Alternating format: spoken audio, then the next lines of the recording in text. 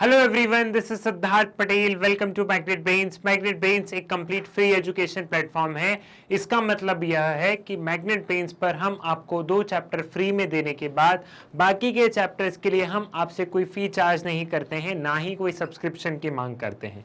आपकी बुक का पहला चैप्टर से लेकर लास्ट चैप्टर तक ये तमाम चैप्टर्स आपको मैग्नेट ब्रेन्स पर मिलेंगे, वो भी बिल्कुल फ्री ऑफ कॉस्ट। आज के इस वीडियो में बेसिकली हम लोग बात करने वाले हैं powers of Lok Sabha and Rajya Sabha के बारे में, जिसमें कि हम लोकसभा और राज्यसभा की पावर को कंपेयर करेंगे। इंपॉर्टेंट वीडियो है, कॉम्पिटिटिव के पर्सपेक्टिव से ज्यादा इंपॉर्टेंट है, क्योंकि कॉम्पिटिटिव के पर्सपेक्टिव से ऐसे क्वेश्चन आ जाते हैं। और क्लास 11th में कैसे आएगा? क्लास 11th में सिंपल है कि आपको डिफरेंशिएट करने के लिए जाएगा that the compare the power of Lok Sabha with that of Rajya Sabha. ऐसे क्वेश्चन आपको बन सकते हैं, ठीक है।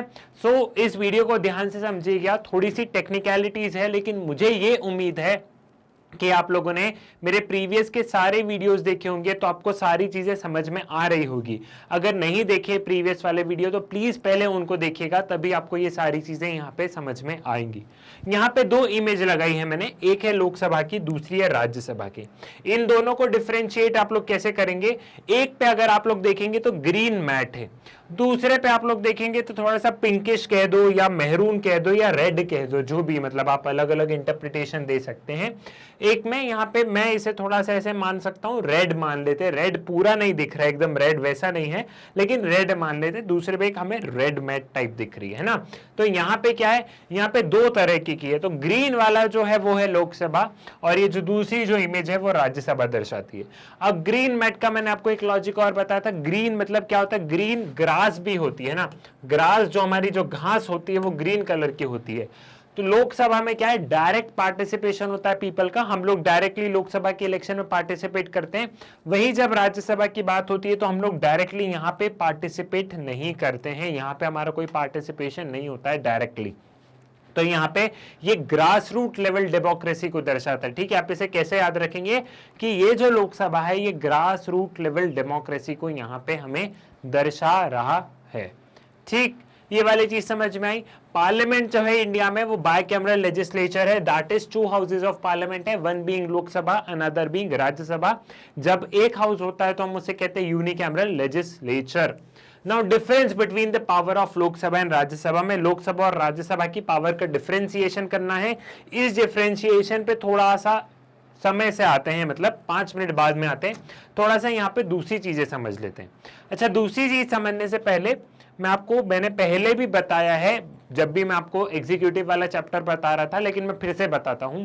जैसे कि मैंने आपको ये बताया कि इंडियन पार्लियामेंट जो है वो एक नेशनल लेवल पर, एक स्टेट लेवल पे काम करता है ना। तो यहां पे अगर हम लोग देखें, नेशनल लेवल पे देखेंगे तो लोकसभा और राज्यसभा हो गई नेशनल लेवल पे।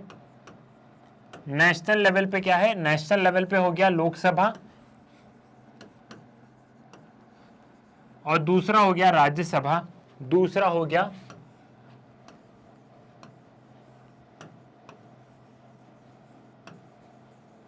लोकसभा, और दूसरा हो गया राज्यसभा, ठीक है। ये हो गया लोकसभा एंड राज्यसभा। फिर यहां पे स्टेट लेवल पे भी हम लोग देखते हैं, एक हो गया विधानसभा, विधानसभा, दूसरा है विधान परिषद,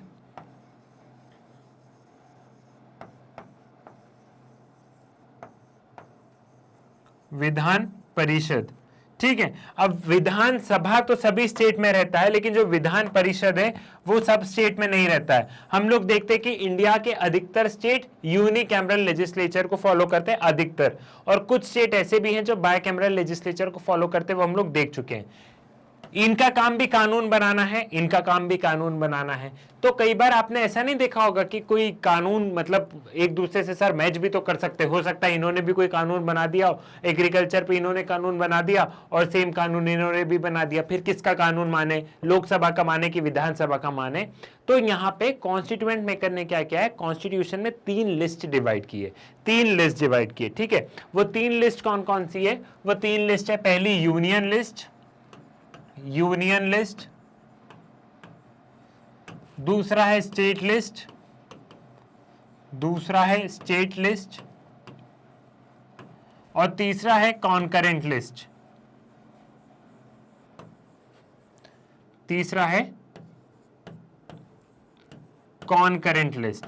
तो जो यूनियन लिस्ट में जो चीजें मेंशन है, लाइक यूनियन लिस्ट में मेंशन है डिफेंस, यूनियन लिस्ट में मेंशन है फॉरेन अफेयर्स, तो इन पे कानून कौन बनाएगा? इन पे कानून सिर्फ और सिर्फ हमारी पार्लियामेंट, दैट इज जो नेशनल लेवल पे जो पार्लियामेंट है, पार्लियामेंट कानून बनाएगी, that is Lok Sabha and Rajya Sabha. जो स्टेट लिस्ट में चीजें मेंशन है उन पे कानून कौन बनाएगा? उन पे विधानसभा कानून बनाएगी। और जो कॉन्करेंट लिस्ट में चीजें मेंशन है उस पे लोकसभा भी कानून बना सकती है, इंडियन पार्लियामेंट भी कानून बना सकती है और विधानसभा भी बना सकती है। अब अगर लेकिन कोई कानून ऐसा आ गया कि जो कि लोकसभा और विधानसभा में आपस में एक दूसरे से कॉन्ट्राडिक्ट कर रहा है, ठीक है, कोई कानून ऐसा आ गया कि लोकसभा ने भी बना दिया, विधानसभा ने भी बना दिया, तो किसका कानून मानेंगे? तो फिर यहाँ पे लोकसभा का कानून मानेंगे, विधानसभा का कानून नहीं मानेंगे, ठीक है। तो कॉन्करेंट लिस्ट में दोनों लोग कानून बना सकते हैं, स्टेट भी कानून बना सकते हैं और नेशनल लेवल वाले भी कानून बना सकते हैं। लेकिन कोई लॉ ऐसा आ गया कि जब दोनों में कॉन्फ्लिक्ट हो रहा है तो हमेशा लोकसभा वाले की चलेगी। ठीक, समझ में आया? तो ये वाली चीज आपको क्लियर हुई कि यूनियन लिस्ट पे कौन कानून बनाता है? यूनियन लिस्ट पे लोकसभा या राज्यसभा कानून बनाएगी, स्टेट लिस्ट पे विधानसभा कानून बनाएगा, कॉन्करेंट लिस्ट पे लोकसभा राज्यसभा या फिर विधानसभा कानून बना सकता है, दैट इज स्टेट लेजिस्लेचर कानून बना सकता है। ठीक है, तो इस तरीके से हमारे कॉन्स्टिट्यूएंट में करनी 3 लिस्ट बना दी थी, union list, state list and concurrent list. ये 3 लिस्ट कुछ इस तरीके से यहां पे बनी थी। क्लियर है? ये वाली चीज आपको यहां पे समझ में आ गई है, ये वाली चीज आपको यहां पे क्लियर हो गई है। ठीक है, so Rajya Sabha represent the state, it purpose is to protect the power of state. अब राज्यसभा क्या है? राज्यसभा स्टेट्स को रिप्रेजेंट करती है। मैंने बताया कि राज्यसभा में इलेक्शन कैसे होता है कि जो स्टेट लेजिस्लेटिव असेंबली के जो एमएलए होते हैं वो लोग इलेक्शन करते हैं। आप और मैं राज्यसभा के इलेक्शन में वोट डालने नहीं जाते हैं, लेकिन लोकसभा में आप और मैं दोनों वोट डालने जा रहे हैं। आप तभी जाओगे जब आप 18 साल के ऊपर के हो, ठीक है। अगर 18 साल के कम के हो तो तुम लोग भी नहीं जा रहे हो, ठीक। So Rajya Sabha represent the state, it purpose is to protect the power of the state. Any matter that affect the state must refers to it for it consent and approval, removing a matter from a state list to either a union list और concurrent list. ठीक है, अब राज्यसभा जो है वो state को represent कर रही है, तो इनका काम है कि स्टेट की पावर कहीं से भी कहीं तक कम नहीं हो और स्टेट के जो भी इश्यूज हैं वो सभी पार्लियामेंट में भी आए। ठीक है, स्टेट में अगर कोई छोटा मोटा मुद्दा चल रहा है तो वो इंडियन पार्लियामेंट में भी उसकी अच्छी खासी डिबेट हो। तो यहाँ पे राज्यसभा के पास में एक स्पेशल पावर है जो कि लोकसभा के पास में नहीं है। मान लो कोई सी चीज यहाँ पे स्टेट लिस्ट में मेंशन है, ठीक है, कोई सी चीज स्टेट लिस्ट में मेंशन है और इसको हमको ट्रांसफर करना है स्टेट लिस्ट से हटा के, या तो इसको यूनियन लिस्ट में ले जाना है या फिर कॉन्करेंट लिस्ट में लेके जाना है, तो यहाँ पे राज्यसभा का अप्रूवल होना जरूरी है, लोकसभा का अप्रूवल मैटर नहीं करता है। तो यहाँ पे अगर हमें स्टेट लिस्ट से कोई भी चीज यूनियन लिस्ट में या फिर कॉन्करेंट लिस्ट में ट्रांसफर करनी है तो power is more with the Rajya Sabha, power is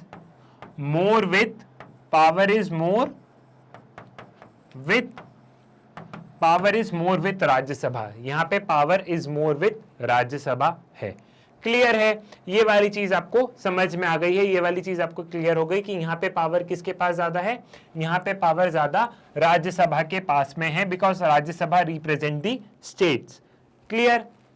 वापस हमारी स्लाइड की ओर बढ़ते हुए चलते हैं, यहाँ पे और समझेंगे। Now approval of Rajya Sabha is necessary.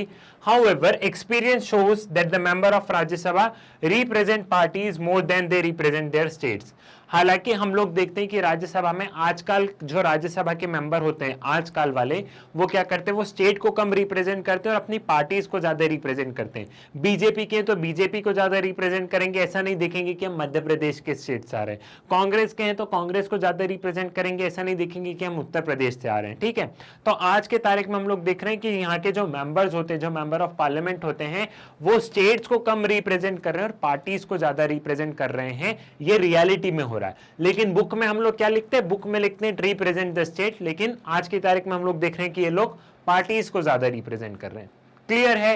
ये चीज यहां पे आपको क्लियर हो गई है।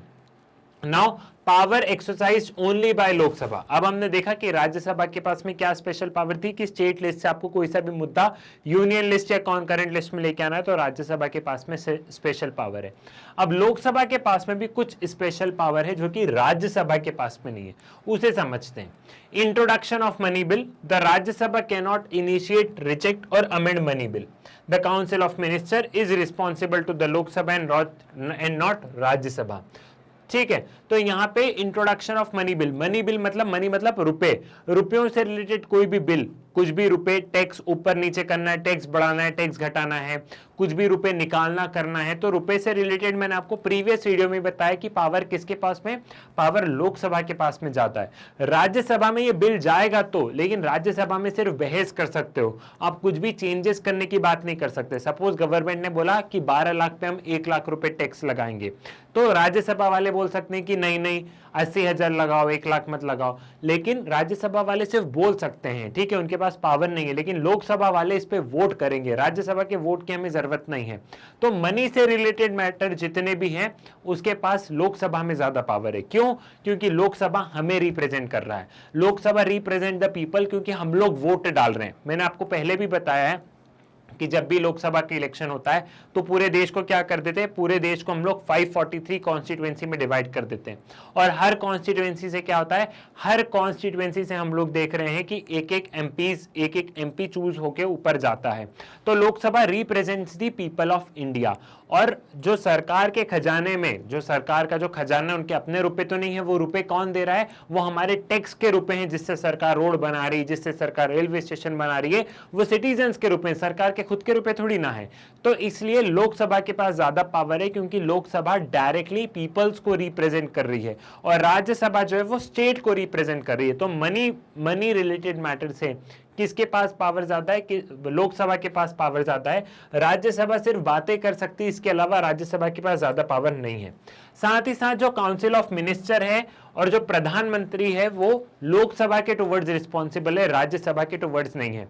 मैंने आपको पहले भी बताया कि जिस भी पॉलिटिकल पार्टी को लोकसभा में मेजॉरिटी मिलती है वो अपनी सरकार बना लेती है। कभी भी मैंने ये नहीं बोला कि जिसको राज्यसभा में मेजॉरिटी मिलती है वो अपनी सरकार बना लेती है, ऐसा कभी नहीं बोला ना। जिस भी पॉलिटिकल पार्टी को लोकसभा में मेजॉरिटी मिलती है वो अपनी पार्टीज बना लेती है, और काउंसिल ऑफ मिनिस्टर और प्राइम मिनिस्टर को लोकसभा में जवाब देना पड़ता है। राज्यसभा में भी उनसे सवाल पूछे जाते हैं, लेकिन वो लोकसभा के टुवर्ड्स रिस्पॉन्सिबल होते हैं। ऐसा क्यों? क्योंकि again Lok Sabha represent the people, मतलब हमारे बिहाफ पे हमारे रिप्रेजेंटेटिव मंत्री से सवाल पूछ रहे हैं। राज्यसभा हमें रिप्रेजेंट नहीं कर रहा, राज्यसभा स्टेट को रिप्रेजेंट कर रहा है, लेकिन लोकसभा के जो एमपीज हैं वो हमें रिप्रेजेंट कर रहे हैं। फॉर एग्जाम्पल भोपाल के एमपी हैं और उन्होंने अगर फाइनेंस मिनिस्टर या किसी से कुछ सवाल पूछा है तो ये शो हो रहा है कि वो भोपाल के एमपी अपने बिहाफ पे नहीं, अब भोपाल के लोगों के बिहाफ पे उस मंत्री से सवाल कर रहे हैं। ठीक है, तो यहां पे जितने भी लोकसभा में एमपीज हैं they are representing the people of their constituency, वो अपने कॉन्स्टिट्यूएंसी में जितने भी लोग हैं उनको रिप्रेजेंट कर रहे हैं। क्लियर है? तो यहां पे हम क्या देखते हैं, यहां पे लोकसभा के पास ज्यादा पावर है, मनी बिल से रिलेटेड ज्यादा पावर है, और यहां पे काउंसिल ऑफ मिनिस्टर जो होते हैं वो किसके टुवर्ड्स रिस्पॉन्सिबल रहते हैं, वो रिस्पॉन्सिबल रहते हैं सिटीजन्स के टू, वो काउंसिल ऑफ मिनिस्टर जो होते हैं वो रिस्पॉन्सिबल रहते हैं लोकसभा के टुवर्ड्स। क्लियर है? ये वाली चीज भी आपको समझ में आ गई है। Now the constitution stop short of giving certain power to Rajya Sabha. Why there is a disparity in power? Democratic government, people are the final authority. The representative directly elected by the people should have the crucial power of removing the government and controlling the finance. यहाँ पे हम लोग देखते हैं, मतलब आप लोग देखेंगे तो लोकसभा के पास में थोड़ी सी पावर ज्यादा है कंपेरेबल राज्यसभा। तो यहाँ पे ये हो सकता है कि पावर इक्वल क्यों नहीं दी दोनों हाउसेस को, लोकसभा और राज्यसभा की पावर इक्वल होनी चाहिए थी, इक्वल क्यों नहीं दी, लोकसभा को ज्यादा पावर क्यों दे दी। तो वही लॉजिक दिया कि डेमोक्रेसी में पीपल के पास सब कुछ होना चाहिए, और लोकसभा पीपल को रिप्रेजेंट कर रही है, तो इसलिए लोकसभा को ज्यादा पावर दी। बिकॉज डेमोक्रेसी में सरकार कुछ नहीं है, डेमोक्रेसी में सिटीजन सब कुछ है, डेमोक्रेसी में पीपल सब कुछ है, तो इसलिए लोकसभा के पास ज्यादा पावर है कंपेरेबल राज्यसभा। ठीक, ये वाली चीज आपको क्लियर हो गई। अब हम थोड़ा सा इस टेबल को समझते हैं तो आपको ऑटोमेटिकली चीज यहाँ पे और क्लियर हो जाएगी। ठीक, make laws on the matter included in powers of Lok Sabha, make laws on the matter included in union list, concurrent list, can introduce and enacted money and non money bills. फिर यहाँ पे consider and approve non money bills and suggest amendment to the money bills. यहाँ पे क्या बताया है कि लोकसभा कोई भी कानून बना सकती है मनी बिल पे भी, और या फिर नॉन मनी बिल मतलब कोई भी ऐसा भी कानून बना सकती है जिसमें रुपयों का कुछ लेना देना नहीं है। लेकिन राज्यसभा सिर्फ उन्हीं चीजों पे कानून बना सकती है जिन पे कि पैसों का कुछ लेना देना नहीं हो। जब भी रुपए की बारी आती है तो लोकसभा के पास पावर है, राज्यसभा के पास में नहीं है। इस पॉइंट से क्लियर हो जाए। राज्यसभा सिर्फ बता सकती है कि टैक्स भैया इतना कम मत करो, ऐसा करो, सिर्फ बता सकती है। मानना नहीं मानना वो लोकसभा के हाथ में है, राज्यसभा की बात मानना नहीं मानना ये सिर्फ बोल सकते हैं, मानना नहीं मानना इनके हाथ में। जैसे आप अपने पेरेंट्स से परमिशन ले सकते हैं कि पापा आज घूमने चले जाऊं, आप सिर्फ परमिशन ले सकते हैं, देना नहीं देना वो आपके पापा के हाथ में। ठीक है, तो वही वाली चीज यहाँ पे है। क्लियर है। बाकी जो नॉन मनी बिल है, जैसे फॉर एग्जांपल कोई भी दूसरा कानून बनाना है कि मान लो इसके लिए फांसी की सजा दे दो, तो उसमें राज्यसभा की पावर और लोकसभा की पावर इक्वल होगी। लेकिन जब भी मनी वाली बात आएगी तो लोकसभा की पावर ज्यादा होती है। बाकी सारे कानूनों में दोनों हाउसेस की पावर इक्वल है। इवन जब भी हम संविधान में बदलाव लाते हैं, जब भी हम कॉन्स्टिट्यूशन में चेंज लाते हैं, तो लोकसभा और राज्यसभा की पावर इक्वल है। बस यहाँ पे मनी रिलेटेड पावर लोकसभा के पास में, बाकी राज्यसभा के पास में कुछ नहीं है। बाकी सेम, इन दोनों की पावर इक्वल है। Approve proposal for taxation, budget and annual financial statement, approve constitutional amendment, exercises control over executive by asking question, introducing motion and resolution, control executive by asking question, supplementary question, resolution, motion and through no confidence motion। अब यहाँ पे tax वगैरह जितनी बातें again Lok Sabha Rajya Sabha के पास कुछ नहीं है। संविधान में बदलाव लाना है तो इनके पास और इनके पास, दोनों के पास इक्वल पावर है। ये लोग भी मंत्रिमंडल से सवाल कर सकते हैं, ये लोग भी सरकार से सवाल कर सकते हैं, और राज्यसभा वाले भी सरकार से सवाल कर सकते हैं। लेकिन जो नो कॉन्फिडेंस मोशन होता है कि हमें सरकार पे विश्वास नहीं रहा है, वो लोकसभा में इंट्रोड्यूस किया जाता है। अगर, क्योंकि यहाँ पे सरकार को मेजोरिटी शो करनी पड़ती है। अगर अपोजिशन को लग जाता है कि सरकार के पास अब मेजोरिटी नहीं बची है, सरकार के पास में मेजोरिटी वाला नंबर नहीं है, तो वो लोग नो कॉन्फिडेंस मोशन इंट्रोड्यूस करते हैं और सरकार कोलैप्स हो जाती है, सरकार गिर जाती है। राज्यसभा में सरकार के पास मेजॉरिटी हो या नहीं हो उससे कोई फर्क नहीं पड़ता, लेकिन लोकसभा में मेजॉरिटी होना जरूरी है। क्लियर है।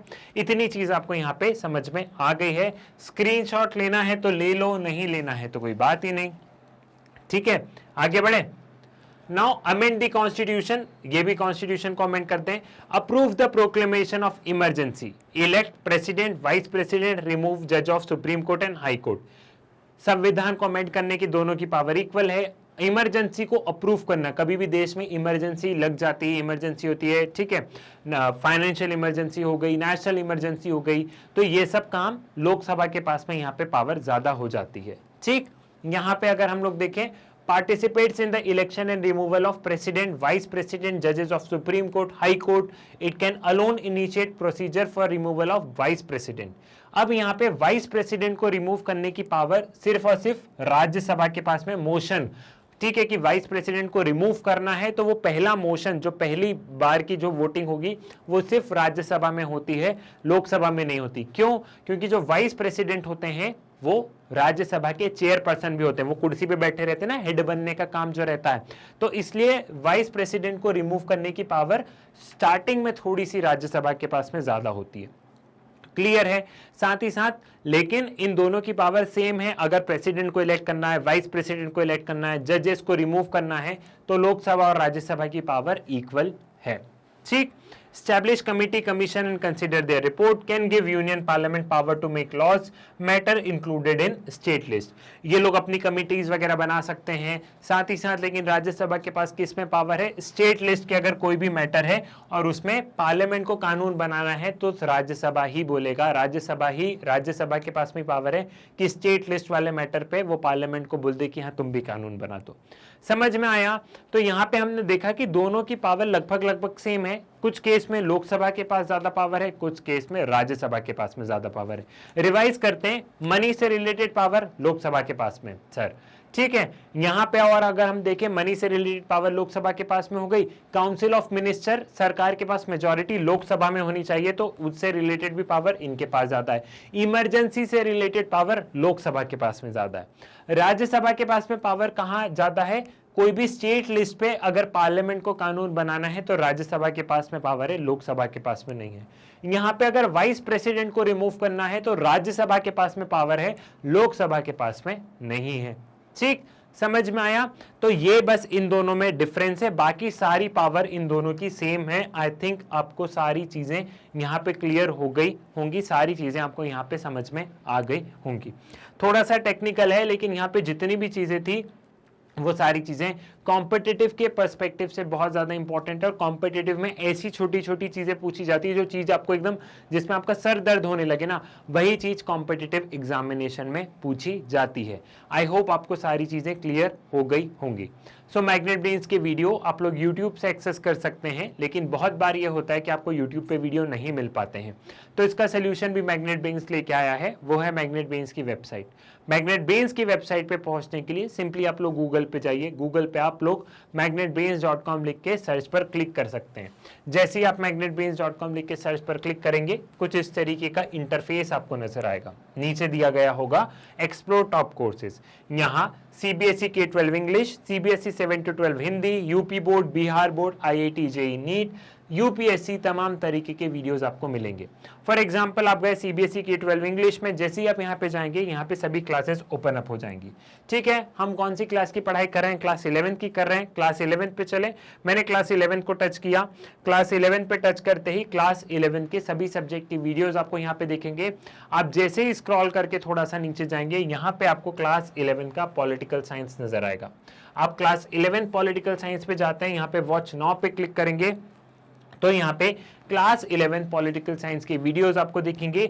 ये वीडियोस जो होंगे ये एनसीईआरटी बुक के अकॉर्डिंग होंगे, चैप्टर वाइज होंगे और चैप्टर वाइज में भी टॉपिक वाइज अरेंज होंगे। साथ ही साथ यहाँ पे जो आपको पॉलिटिकल साइंस के वीडियोस दिखेंगे, ये वीडियोस एकदम लेटेस्ट पैटर्न के अकॉर्डिंग होंगे। सीबीएसई ने जो भी चेंजेस किए, एडिशनल टॉपिक, चैप्टर का नाम बदलना, तमाम चीजें जो भी सीबीएसई का जो लेटेस्ट वर्जन है उसके अकॉर्डिंग आपको यहाँ पे वीडियोस मिलेंगे।